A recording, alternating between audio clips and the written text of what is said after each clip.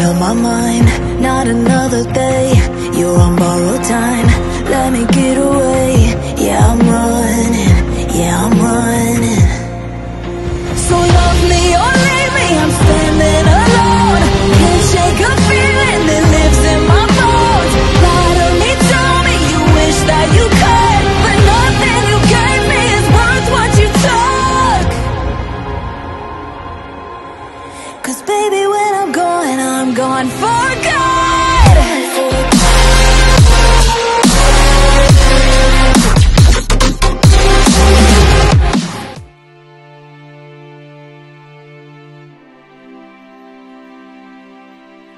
Melanjutkan dari kisah sebelumnya. Sebelumnya ketika Xiaoyan benar-benar masuk ke dalam pavilium alkimia, kabar itu langsung menyebar dengan cepat. Xiaoyan datang untuk memurnikan pil obat di pavilium. Semuanya cepat kemari. Dalam sekejap ruang itu sudah dipenuhi oleh orang-orang. Bukan hanya para alkemis dari pavilium alkimia, bahkan mereka yang bukan alkemis pun datang untuk menyaksikan. Banyak di antara generasi baru yang bergabung ke alam dewa kuno hanya pernah mendengar nama Xiaoyan atau melihat sosoknya dari jauh, tetapi belum pernah menyaksikannya secara langsung.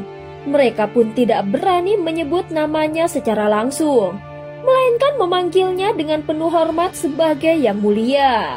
Sejak pertempuran melawan Taisu, nama besar Xiaoyan sudah menyebar luas di alam dewa kuno. Entah dia benar-benar seorang reinkarnasi atau tidak, bagi mereka itu tidaklah penting.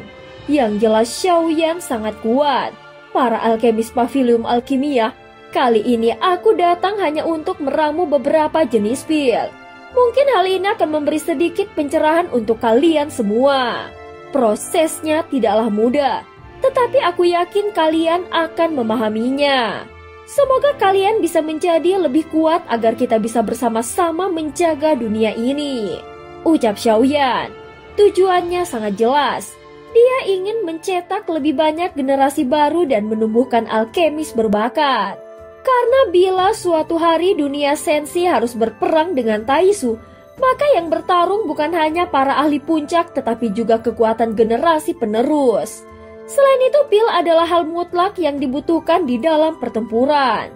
Oleh karena itu, setiap kali Xiaoyan kembali, bila ada kesempatan dia pasti menunjukkan proses pemurnian pilnya di pavilion alkimia. Benar-benar sosok guru yang patut dihormati, ucap beberapa orang yang terharu. Di tengah kerumunan yang penuh sesak itu, seorang pria parubaya berdiri dengan tangan di belakang punggungnya. Matanya tampak penuh rasa bangga dan terharu. Meski orang-orang di sekitarnya menatapnya dengan tatapan aneh, dia tetap berkata dengan lantang, "Kalian melihat apa? Dia benar-benar muridku." Ya, aku masih ingat dengan jelas dulu dia belajar memurnikan pil dariku. Aku adalah guru yang membimbingnya untuk pertama kali. Pada saat yang sama suara riuh menyebar membuat alkemis lainnya ikut memberi salam dengan hormat. Namun ada yang berkomentar dengan sinis, "Kalian para alkemis bicaranya sungguh menyakitkan. Tanpa aku, mana mungkin dia bisa menjadi yang mulia sekarang." Ucapan itu keluar dari mulut Yao Chen. Meski dia sendiri tidak marah karena dia tahu dibandingkan dengan para alkemis yang ada saat ini, tingkat keahliannya memang hanya bisa dibilang biasa saja. Meski Xiaoyan pernah menolongnya dan meninggalkan api suci untuknya, Yao Chen paham itu adalah batasnya. Bagaimanapun tidak semua orang bisa terus naik ke puncak.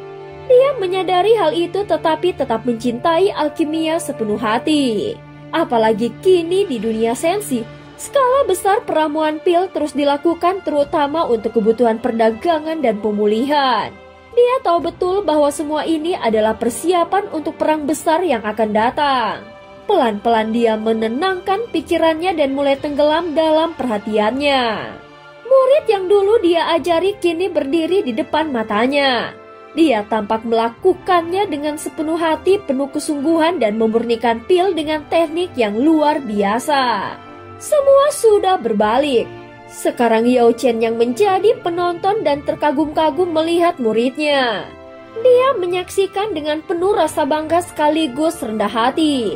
Setiap gerakan Xiaoyan dalam memurnikan pil begitu sempurna, penuh keindahan hingga membuatnya merasa jauh tertinggal. Di seluruh alam dewa kuno tidak ada satupun yang bisa menandingi keahlian alkimia Xiaoyan. Hati Yao Chen bergetar dan dia terkejut sekaligus dipenuhi rasa hormat. Ternyata puncak seni alkimia masih jauh lebih tinggi daripada yang kubayangkan. Sayangnya mungkin selama seumur hidupku takkan pernah bisa mencapainya. Namun melihat muridku berhasil menyentuh puncak itu, hatiku terasa terhibur. Meskipun dirinya mungkin tidak akan pernah menggapai puncak tersebut, dia tidak merasa menyesal. Karena murid yang dia besarkan kini telah menjadi cahaya terang di dalam dunia alkimia.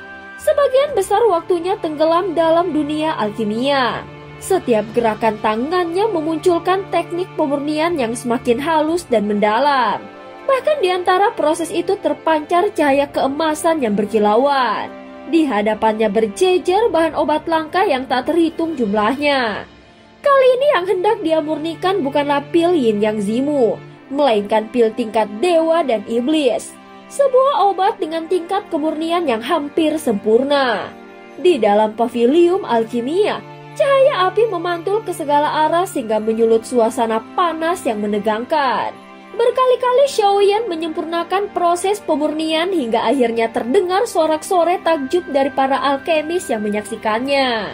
Mereka sangat paham betapa mustahilnya memurnikan pil seperti yang dilakukan Xiaoyan. Bagi mereka, tiap langkah seharusnya memerlukan persiapan panjang, doa hingga keberanian yang luar biasa untuk melanjutkannya. Namun bagi Xiaoyan, setiap pemurnian tampak begitu mudah dan alami bagaikan percakapan santai di bawah angin malam. Kesulitan yang mustahil bagi orang lain, namun dilakukan Xiaoyan tanpa sedikit pun hambatan. Tak butuh waktu lama, pil tingkat dewa dan iblis pun berhasil dia selesaikan. Aroma pil segera menyebar memenuhi pavilium membuat semua orang terhanyut olehnya.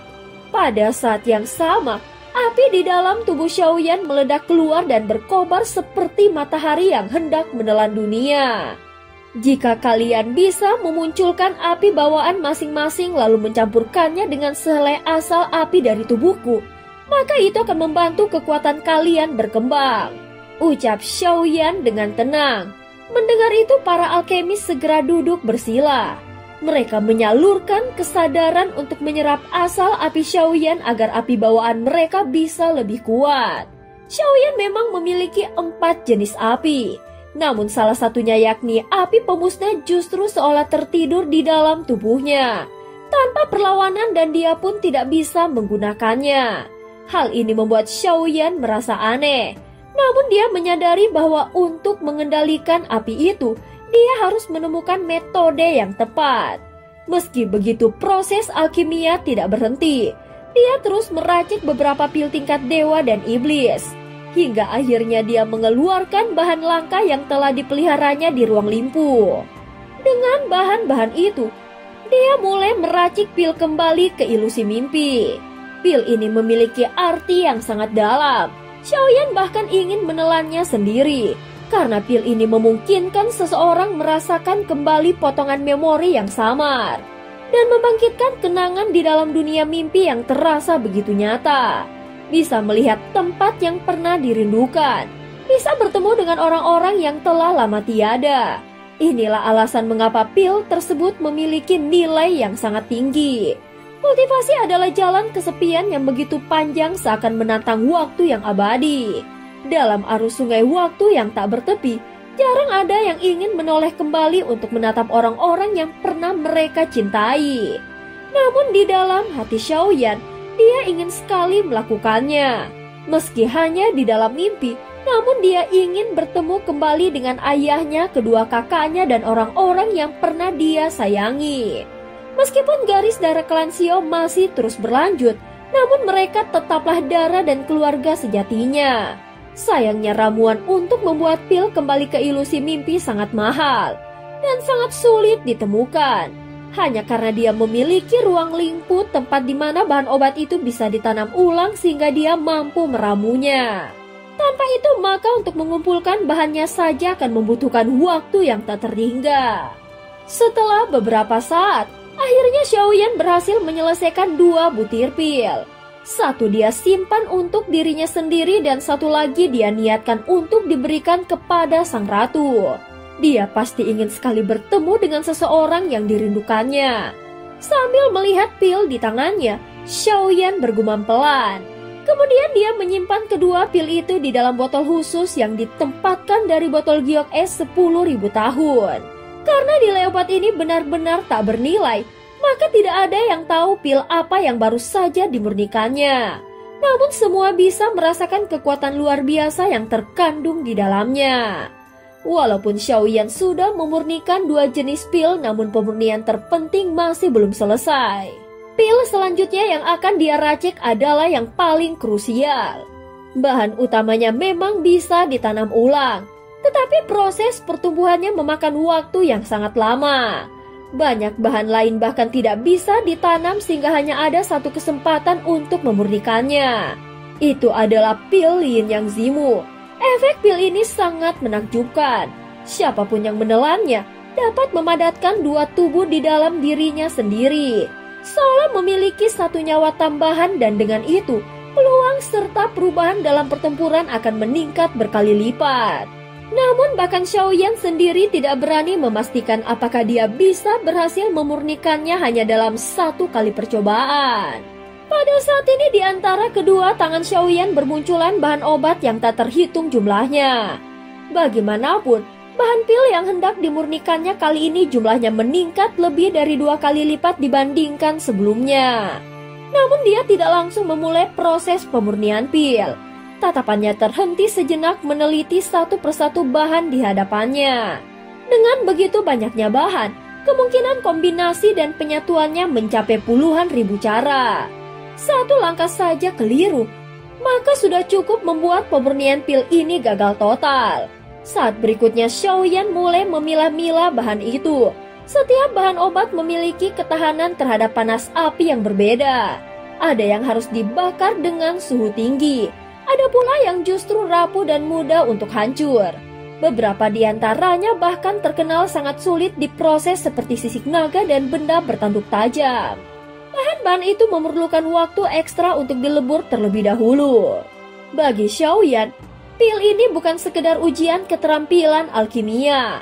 Lebih dari itu, ini adalah sebuah peningkatan besar dan merupakan sebuah pil tingkat Cao Chuo yang lebih tinggi dari tingkat dewa. Kata Chuo sendiri melambangkan langkah berikutnya setelah mencapai tingkat ketiga dalam jalur keabadian. Jika dia berhasil, pil ini mungkin akan membuka jalan bagi terobosannya berikutnya. Namun keberhasilannya jauh lebih sulit daripada menyempurnakan pil kelas dewa. Sehingga Xiaoyan harus menyiapkan diri menghadapi segala kesulitan. Begitu proses dimulai, dia tidak boleh ragu. Tidak boleh terbuai oleh harapan akan keberhasilan. Sebab rasa angkuh kecil apapun adalah bencana besar dalam seni alkimia. Langkah pertamanya adalah menata hatinya. Tidak boleh terlalu tinggi menilai dirinya sendiri, tetapi juga tidak boleh meremehkan tantangan yang ada. Setelah menenangkan pikiran, perlahan-lahan hatinya kembali stabil. 3 gumpalan api menyala di hadapannya, membungkus seluruh bahan obat yang mengambang di udara. Masing-masing api memiliki suhu yang berbeda. Mereka menyentuh setiap bahan dengan presisi seolah ada ribuan tangan tak terlihat yang mengendalikannya. Saat ini proses pemurnian dan penyatuan dimulai. Namun Xiaoyan tahu ini barulah permulaan dan kesulitan sesungguhnya masih menanti di depan. Sementara itu ruang tempat dia berada penuh sesak oleh orang-orang. Semua mata terpaku pada Xiaoyan untuk menyaksikan setiap gerakannya. Bagi para alkemis yang hadir, langkah-langkah Xiaoyan bagaikan keajaiban. Sesuatu yang berada jauh di luar jangkauan kemampuan mereka. Tentu saja api yang dia kendalikan jelas bukan api biasa. Yang merah keunguan adalah api iblis dan berada pada peringkat ke-9. Yang begitu gelap hingga sulit dibedakan warnanya adalah api bayan berada di peringkat ke-6. Dan api hitam yang membara dengan aura abadi itu adalah api abadi yang berada pada tingkat ke-3. Memiliki 3 jantung api secara sekaligus sudah cukup untuk mengejutkan para alkemis. Namun kabar yang tersebar belakangan menimbulkan kegemparan yang lebih besar. Xiaoyan juga berhasil memperoleh api pemusnah, yang merupakan peringkat pertama di antara semua api surgawi. Api legendaris yang diyakini memiliki kekuatan untuk menghancurkan segala sesuatu hingga ke akar-akarnya. Namun hanya sosok sekelas Xiaoyan yang sanggup menjinakkan kekuatan seperti itu. Sayangnya, dia belum berencana menggunakannya untuk pemurnian pil. Mungkin karena sifatnya yang terlalu ganas dan tidak cocok bagi proses alkimia. Meski begitu, kabar ini sudah menyebar luas di alam dewa kuno. Entah siapa yang menyebarkannya, namun jelas bukan sebuah kebetulan. Jika Ratu ingin merahasiakannya, maka tidak seorang pun yang akan berani membocorkannya. Namun dia justru membiarkan kabar itu tersebar. Karena berita semacam ini dapat meningkatkan semangat seluruh alam dewa kuno, sehingga memberi mereka keyakinan lebih besar saat menghadapi perang melawan Taisu. Setelah Xiaoyan kembali ke Senshi, dia tidak tinggal diam. Dia tetap berkontribusi sebisanya seperti membagikan sebagian teknik alkimianya, agar para alkemis lain dapat meniru dan mempelajarinya. Bagi seorang alkemis, menyaksikan bagaimana seorang master tingkat tinggi menyempurnakan pil adalah pengalaman yang tidak ternilai. Hal ini bisa dianggap sebagai bimbingan yang mampu mengubah batas kemampuan mereka selamanya. Para alkemis yang menyaksikan proses itu merasa takjub. Bagi mereka, menyaksikan metode alkimia Xiaoyan sama saja dengan sebuah pencerahan. Meski tidak mungkin meniru sepenuhnya, namun hanya dengan menyerap sedikit saja dari caranya sudah cukup untuk meningkatkan keyakinan dan memberi peluang kecil pada terobosan mereka sendiri. Gerakan Xiaoyan begitu cepat. Dia terus-menerus mengeluarkan bahan demi bahan lalu melemparkannya ke udara. Di hadapannya, sebuah bola api sebesar rumah perlahan terbentuk dan semakin membesar seiring bahan-bahan itu melebur di dalamnya. Ketika semua bahan hampir selesai diolah, tatapan Xiaoyan jatuh pada bahan terakhir yang terpenting, yaitu buah yin-yang. Bahan ini sangat langka dan mustahil ditemukan dengan mudah. Namun melalui kekuatan ruang lingpu, Xiaoyan berhasil menumbuhkan kembali 3 buah yin-yang ini. Proses itu menghabiskan kekuatan sumber energi dalam jumlah luar biasa, dan merupakan kekuatan yang secara otomatis terkumpul dari berbagai tempat melalui pagoda emas. Karena terlalu besarnya konsumsi energi, kekuatan itu bahkan hampir tidak mencukupi untuk mempercepat pertumbuhan bahan lainnya. Namun hasilnya tetap mengejutkan dan pada akhirnya 3 buah yin yang berhasil matang. Menurut perkataan para alkemis kuno, semua ramuan ini mungkin masih bisa digantikan. Tapi buah yin yang ini adalah kunci, dan kini Xiaoyan punya 3 buah. Artinya dia memiliki 3 kesempatan untuk memurnikan pil ini. Buah itu perlahan melayang ke telapak tangannya. Warnanya sedikit unik, setengah hitam, setengah putih, dan memancarkan kekuatan misterius yang mirip dengan kekuatan reinkarnasi yang pernah dia rasakan dari Yueli. Saat api muncul di telapak tangannya, Xiaoyan mulai membakar buah itu. Detik itu juga pikirannya langsung terguncang hebat. Pandangannya kabur, dunia di hadapannya seakan hancur menjadi kekacauan dan penuh dengan potongan kenangan asing. Dia melihat proses hidup dan mati silih berganti. Wajah-wajah yang tidak pernah dikenalnya seolah dia sedang terseret ke dalam pusaran reinkarnasi.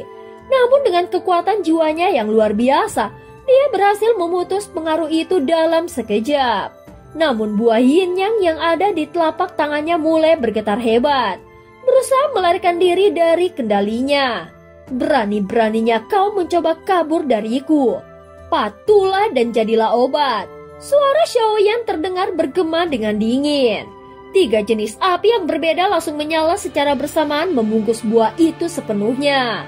Di dalam jeritan sunyi yang tak terdengar, buah yin-yang akhirnya hancur lalu meleleh menjadi setetes cairan obat berwarna hitam dan putih. Dengan sebuah gerakan jari, Xiaoyan menembakkan cairan itu ke dalam bola air raksasa yang mengambang di udara. Tetesan tersebut segera menyatu dengan ribuan cairan bahan lain, menandai dimulainya tahap paling krusial dalam pemurnian pil yin-yang Zimu. Pada saat yang sama, semua orang langsung tercengang melihat ke arah Xiaoyan. Dan cerita pun berakhir. Terima kasih udah dengerin Mihu dari awal sampai akhir ya. Sampai jumpa.